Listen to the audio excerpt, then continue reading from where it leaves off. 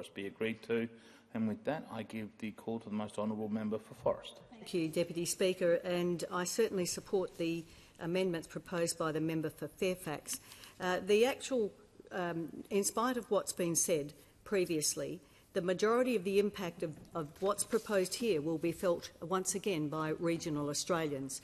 And for those of us who live in the regions involved in both agriculture and resources and mining, we certainly will be the targets that will be affected by what Labor is putting on the table. But once again, Labor is setting up another independent entity, the Environmental Protection Australia, an entity that will totally remove the minister from the decision-making process or from taking responsibility for government decisions.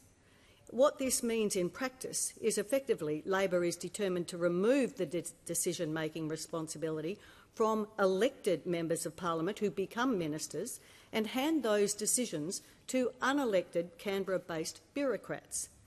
And when you look at recent events, that hasn't really gone well for the government. And we've seen a terrible situation. The Minister for Immigration is at the table, and we've seen the independent AAT body that has essentially made a range of decisions that certainly haven't assisted in keeping Australians safe. But we need ministers who can and do take responsibility and do make those decisions. And again, Australian taxpayers will have to pay exorbitant amounts for incompetent boards and departments and ministers' salaries when you've got an independent board that's going to make the decisions. This means either the minister is not competent or is actually unwilling or unable to do the work that their portfolio requires.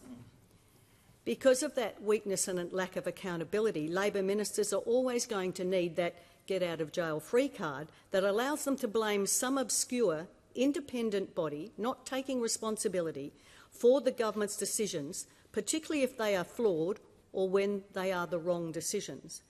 But it unfortunately shows that the ministers don't have the courage of their convictions and are not willing to or capable of taking responsibility for the Labor government's decisions. It is always going to be someone else's problem when things get tough or go wrong. It will never be actually those ministers' responsibility. The minister can simply say and throw their hands in the air, "It wasn't me who made that decision, it was the independent board of the EPA." And it reminds me of the old comedy company's tagline, "I didn't do it, it was Dolly." The next bureaucracy that we see here, Labor is establishing through this legislation. And technically, once it's there, neither the minister nor the department will have any role in the decisions made by the EPA, because the decisions will be made by either the Environmental Protection Australia, the bureaucrats, backed up by a second bureaucracy named Environment Information Australia, focused apparently on loosely described data collection. Just more layers and layers of bureaucracy. Endless red and green tape for business and industry that's being legislated to specifically enforce Labor's Nature Positive Act. And the majority of that impact will be felt in rural and regional Australia. And the new bureaucracy will sit above the already existing 7 state and territory EPAs, layer upon layer for business, industry, ag and local governments to deal with again. Those of us who live in rural and regional Australia by majority. So they are likely to be handpicked. The 2 new entities will undoubtedly be supported and surrounded by even more public servants, perhaps adding to the more numbers of the 36,000 extra public servants Labor's employed in the last 2 years. The EPA will have powers that will extend to undertaking all or most of the environmental assessments of projects under the EPBC Act. It will have extensive new audit and inspection powers, and it will deal with referrals by third parties like the Environmental Defender's Office, as well as any and every other activist. The new EPA will have the power to force project proponents to immediately cease work on their developments at any time, the capacity to impose unprecedented fines of up to $780 million.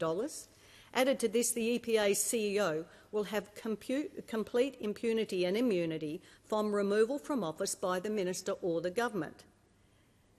So That's a real lack of accountability for decisions made by the CEO and contained in this bill. Now, whether or not the CEO makes patently wrong or terrible decisions, the Minister and Labor government will have no powers to remove that person. The only cause for dismissal is dishonesty, financial mismanagement, misbehaviour or failure to carry out their duties, not whether they can do their job or not, or are doing it well or not. And that is a wonderful licence for unlimited scope and opportunity to do exactly what the CEO wants, good, bad or downright ugly. And there will be queues for this job. Who wouldn't want an enormous salary at taxpayers' expense to do exactly what you want and not have to consult or answer or be accountable to the minister or the government of the day? And there will be a queue of activists lining up. The roles and responsibilities remind me very much of what was the disastrous WA Aboriginal Cultural Heritage Act. But from my reading of the bill, there are no details as to the roles and responsibility of the EPA inspectors on the sites they'll visit, and certainly no details of the rights of either project proponents, businesses, industries, farmers, local governments, or the myriad of others who will be impacted by their presence and decisions. So I'll be looking very closely at the powers of on-site inspectors when they eventually become available, Mr Deputy Speaker. Perhaps that's why those provisions are not included in the legislation. The government doesn't want the parliament or business, industry, farmers and people affected to actually know what powers and controls the inspectors or EPA representatives will have until they're actually in place. They could well replicate the powers conferred by the WA Labor government, as I said, in the Aboriginal Cultural Heritage Act, because Labor's Nature Positive Act also contains Aboriginal heritage provisions. In WA, that Act was of the type where inspectors had more powers than police. Will the EPA inspectors have more powers than police in the same way the Cultural Heritage Act inspectors did? Will they have the right to enter properties without the owner's permission? Will they have the right to forcibly stop, commandeer and use the owner's vehicles without their permission? That's what that Act contained. Will they have the right to demand passwords, access to any and all information on computers, laptops and other technologies without the permission of the owners? What will the on-site rights, fines and prison terms be for individuals, business owners, project managers, farmers and others when the EPA inspectors arrive on their properties? Will the inspectors have the right to examine every container, cupboard or piece of storage equipment, whether the site is a project site or the business owner's home, like us as farmers? These are just some of the practical questions, but they were matters covered by the Aboriginal Cultural Heritage Act in WA. They were what the inspectors could do. Clearly, Labor intends for this to have a significant impact on industry, business and agriculture with the powers conferred by this legislation, but intends to blame the independent EPA for those decisions. And I know in listening and meeting the businesses and industries recently, they are very, very concerned about this legislation and the roles and responsibilities of the EPA. They are doing, in the majority of instances, very good work in this space. But they do know how anti-mining, anti-business, anti-farming and anti-development the Labor government is. And Environment Information Australia will have to produce a series of new environmental reports through a new monitoring, evaluation and reporting framework with a new baseline, as well as establishing environmental economic accounts. Well, what a massive additional cost this will add to all businesses, industries, projects, small and family businesses, on top of the government's Scope 3 emissions reporting absolute avalanche of paperwork. Loosely translated, what this actually means for those of us living and working in regional and rural area is that the Labor's renewables-only agenda is being thinly disguised as nature positive to ensure that Labor's renewables-only projects will take precedence over our communities, our local environment, our well-being, over our opportunities and future developments that will support, improve and grow our communities, the ones that we support in our communities. Critically, this EPA removes entirely our capacity to make decisions in the best interests of our communities and is handing these decisions to Canberra-based Labor mates and bureaucrats. It takes away rural and regional Australians' ability to offer changing opportunities for our young people, to meet and deliver economic and social needs of industries and our local communities. But what I believe we will see is the EPA waving through Labor's renewables-only agenda in spite of our communities, and to ignore and roll over our communities. In my electorate, one early test for the new EPA will be whether the proposed 7,600 square kilometre offshore wind factory proposed will be approved in spite of the environmental damage. If the EPA actually will be doing its job, there is no way that this project could be deemed nature positive simply because it's a renewables project. And what's being proposed is 20 gigawatts of energy from this particular wind farm, and the wind factory. And this will be a massive proposal, and it could be as many as 1,000 or more around 300-metre turbines in the most pristine Geograph Bay in the southwest of WA.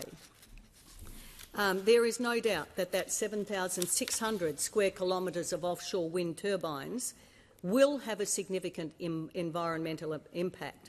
These turbines can't be installed without extensive impact to the benthic habitat of the bay, which is internationally recognised and listed as a biodiversity hotspot. Now, the federal government's own Southwest Marine Bioregional Plan highlighted the key ecological and biodiversity features of Geograph Bay and the surrounding ocean, which also includes migratory pathways of multiple species of whales. And the quote from that report said, "Geograph Bay is a sheltered embayment with extensive beds of tropical and temperate seagrass that account for about 8% of benthic primary production in the area. The seagrass beds are noted for their high species biodiversity and endemism. The seagrass beds support critical fish habitat, including dewfish spawning. Similar to the lagoons in the north, Geograph Bay provides important nursery habitat for many shelf species and is also an important migratory habitat for humpback whales." And I understand that around 35,000 humpback whales annually migrate through this zone. And international research has found that subsea power cables introduce electromagnetic fields into the marine environment, and in Geograph Bay this will have an impact on many species of fish and western rock lobster juveniles, and WA salmon and other marine animals. Rays and sharks are noted to be particularly sensitive to EMFs as they use electromagnetic receptive sensory systems for orientation, navigation and locating prey. So we also know about the impacts of birds from offshore wind farms in Australia, and there's a report from CCEEW that notes that offshore regions in southern Australia, the highest risk species are albatrosses. 14 species of albatross are listed threatened in WA. So the process of construction, operations and decommissioning will all impact on the marine environment in Geograph Bay. So I'll be looking forward to see exactly what the government's EPA will actually do in this instance, and whether it will discharge its responsibilities to not prioritise the government's renewables-only agenda over our rural and regional communities and over our regional and rural local environments. Thank you, Deputy Speaker.